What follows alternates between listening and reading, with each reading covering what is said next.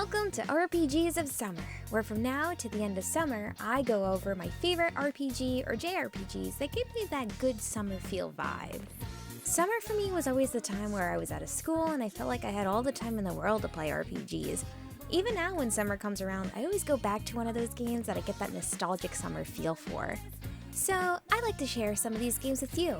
I promise these games aren't new to people who are watching this. It's just these games left a special place in my heart and remind me of those summer days I had back then.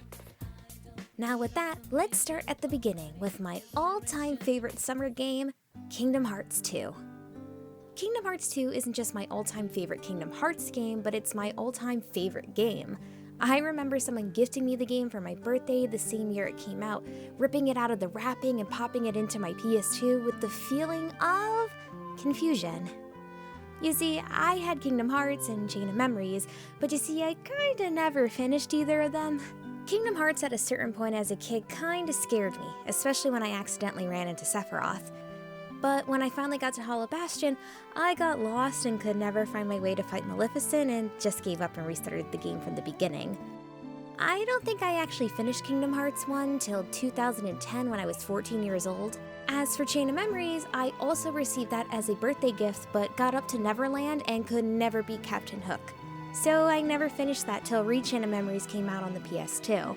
So it's a little understandable why I was so confused when I started up this game, especially when I saw Roxas for the first time.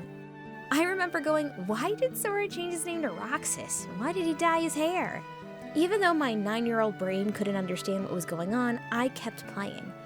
I remember getting as far as Hollow Bastion, and because I wasn't somebody who would read tutorials, I never knew how to leave Hollow Bastion, and got so frustrated that I didn't pick up the game till summer where I restarted it, this time reading all of the tutorials and figuring out it was just the same as Kingdom Hearts, where you go to the save point and click on the gummy ship. Listen, the game says 10 and up and I was 9, so I was just proud of myself for getting that far, okay? Then seeing the excitement with going to Disney Castle, a place we could only see in cutscenes for the first time, but now can go visit.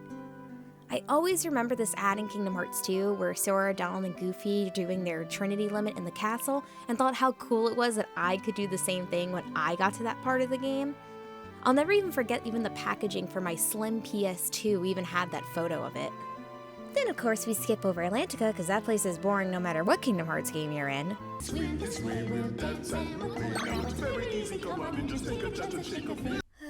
I hate this place. I even remember the hype of going to Port Royal. I was a big Pirates of the Caribbean fan as a kid, so I loved having Jack Sparrow in my party. Then of course, then we revisit the old worlds like Agrabah and Halloween Town. I loved going to Christmas Town and running in the snow. Then of course, my all-time favorite world, Pride Lands. I'm sure I'm not the only kid growing up who loved Lion King, so going to Pride Lands and be a lion and run around and fight was amazing. As a kid, it made me wish there was a game that was just like this, but sadly there never was. Maybe Okami would have been the closest to that, but I never had that game when I was a kid. I like to think the feeling I had in Pride Lands was what Square Enix was hoping that fans would have had with this game. To have that happy feeling of fighting next to your favorite character and make you feel like that you're part of the world. One of my favorite things to do as a kid was to go to the peak of Pride Rock and run off as fast as I can and jump off. I'm not sure why I like doing this, but it would just make me so happy. The only thing I remember wishing was seeing the Pride Lands how it looked after the movie, where the plants are restored and the animals are back, but considering Square Enix had to create a separate engine just for the battle mechanics for this world, I can see why they didn't push it past that. After wrapping everything up in Pride Lands, I'll never forget my favorite moment, which was seeing that Kairi had made her way back to Twilight Town.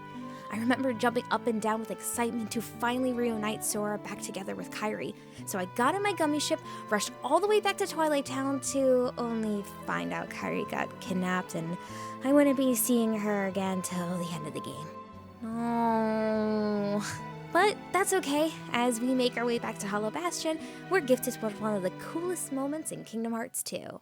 Fighting alongside Leon, Cloud, Tifa, and Yuffie. I loved it. They just come jumping in, kicking Heartless butt. It's so cool. It was just a taste of some of these characters and what they were capable of. I wanted more. Then they followed it up with one of the most memorable fights in the game, the 1,000 Heartless fight. A solo fight, Sora up against 1,000 Heartless, taking everything you've learned up to that point to test and see if you can do it on your own. I feel like they tried recreating this in Kingdom Hearts 3, but it just didn't hit the same way as it did in Kingdom Hearts 2. Now, if you've seen my Kingdom Hearts 1 video, you'll know my biggest complaint about that game was gummy ships, and how I hate the gummy ship in every Kingdom Hearts game, but I actually enjoyed in this game. I won't lie, the only reason why I somewhat enjoyed the gummy ships in this game was because when Kingdom Hearts 2 Final Mix first came out, I wanted to 100% it, which means I had to do gummy ship missions. I would have to build my own gummy ships and make sure I did all the missions perfectly, and once I got the hang of it, it actually wasn't so bad. I actually think building gummy ships in this game is a lot easier than when I did it in Kingdom Hearts 1. I enjoyed that each mission had their own boss and how their designs were specific for that mission. And some of them became really challenging, especially the final one for the world that never was as Gate. I caught myself doing that one several times. I'll still be honest with you, if I could go without having gummy ship missions, I would much prefer that. But I guess I can't have everything. There are tons of new blueprints in this game, like you could get ones that look like a chocobo or a tomberry, or one that looks like Cloud from Final Fantasy VII riding a motorcycle for some reason. I don't know, don't ask me why. Kingdom Hearts 2 is always throwing some sort of awesome battle mechanic in its game, like special Trinity limits with different party members, dry forms, where you could choose between 5 different forms where each one has a different battle style. But the thing that makes boss fights in this game so memorable are reaction commands. You see, fighting Heartless or bosses aren't just hit them as hard as you can and get their health bar low. When you're in a fight, you'll see right above the attack button a green command will show up. You'll hit the triangle button starting a reaction command. Each reaction command is different depending on what you're fighting. Sometimes the Heartless will have reaction commands, like when you go up against Night Heartless, a command called Cyclone pops up, allowing you to quickly dive in and land an attack. Or you even have one like Reversal that are used against the Dusk Nobodies to help you get behind them and twist up their bodies to land an attack.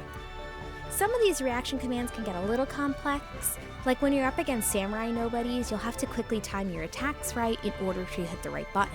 Choose the wrong one and you're done. Now, boss fight reaction commands are on a totally different level. Take the reaction command to Darkthorns, the Heartless that appears in Beast's castle.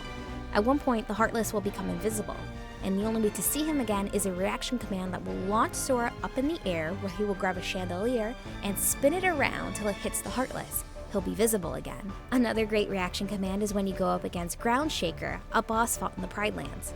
A giant Heartless starts stomping around while Sora tries to dodge it. Then he reflects one of the attacks and is able to stun the Heartless.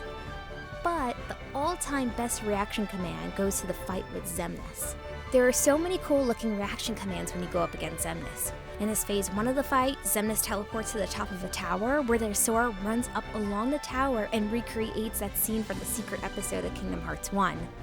Then at the very end of the final fight, Sora and Riku are up against Xemnas, where he then summons hundreds of lasers, where you then have to command both Sora and Riku to reflect them. It's so cool! These fights are engraved in my brain because of reaction commands. They make each boss fight so unique and fun because it gives you an exciting moment to not just land an attack, but to do it in some of the most badass ways possible.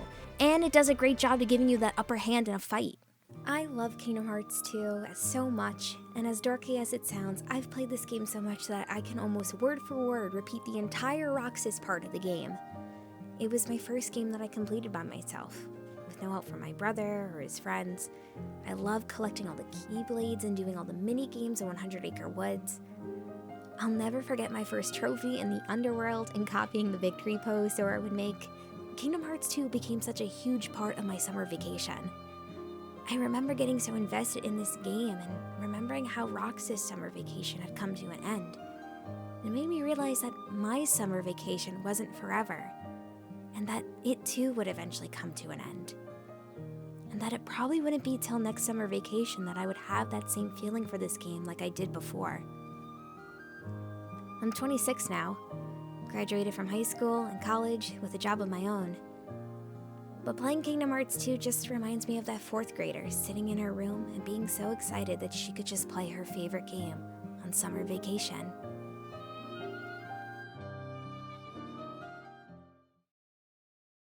Hi everyone, thank you so much for watching. I hope you enjoyed this new series. I'm a huge RPG/JRPG fan and find so much comfort in these games, and I feel a lot of you feel the same. There will be more videos from this series coming out soon. I hope to upload every week or every other week. In the meantime, please check out some of my other videos. I do have more Kingdom Hearts videos and some videos about Nier. Well, until next time, bye!